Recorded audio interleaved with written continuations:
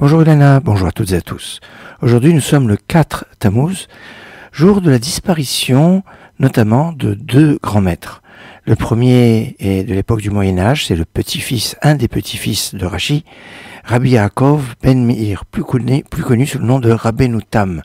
Pourquoi Rabbeinu Tam s'appelle Rabbeinu Tam et pas Rabbi Yaakov?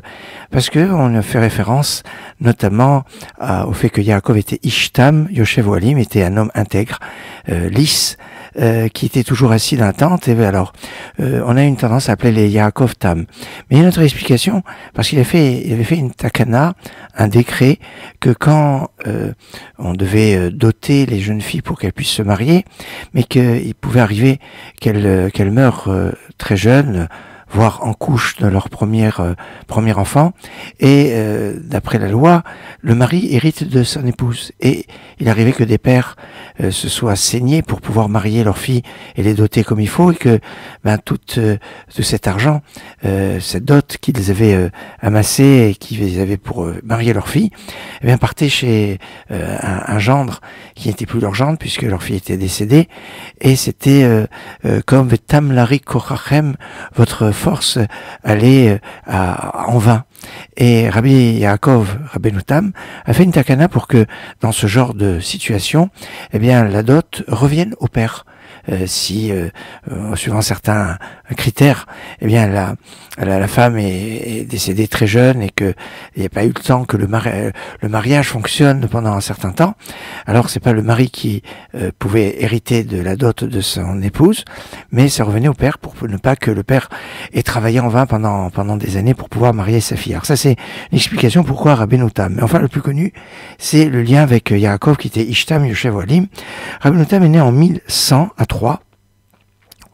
Et il était à Ramrupt aussi, et il est enterré à Ramrupt, et en 1171, donc c'est comme aujourd'hui, le jour de sa disparition, sa tombe a été rénovée.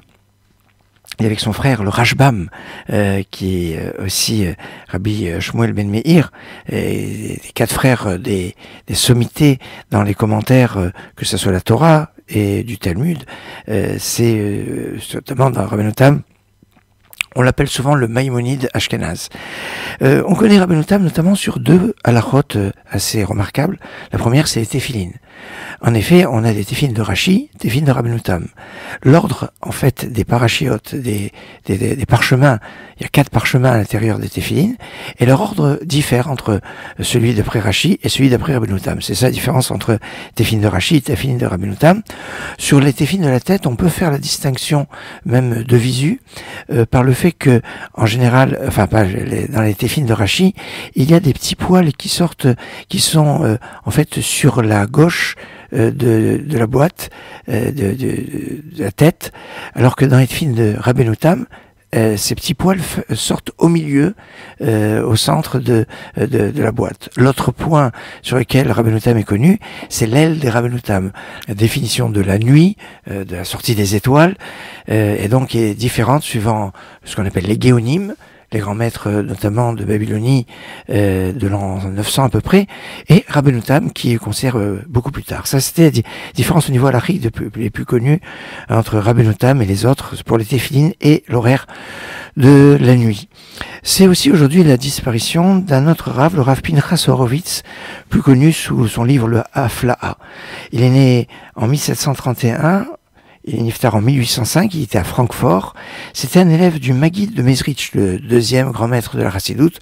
Donc Rabbi Pinchas Horowitz fait partie du monde de la Chassidoute. C'était le frère de Rabbi Shmuel Shmelke de Nikolsburg, et c'était le maître du Khatam Sofer, Rabbi Moshe Schreiber, le Khatam Sofer, grand maître bien connu. Le Baal Hafla'a, comme on l'appelle, Rabbi Pinchas Horowitz, est un Rav très perspicace et très profond dans ses enseignements. D'ailleurs, le Khatam Sofer va le suivre, son élève, d'une façon éclatante et remarquable, avec toujours des commentaires originaux, profonds et assez piquants, je dirais. C'est, voilà, aujourd'hui, il a la Hélola de ces deux grands maîtres, Rabbeinu Tam et le Baal Hafla'a, Rabbi Pinchas Horowitz. Excellente journée.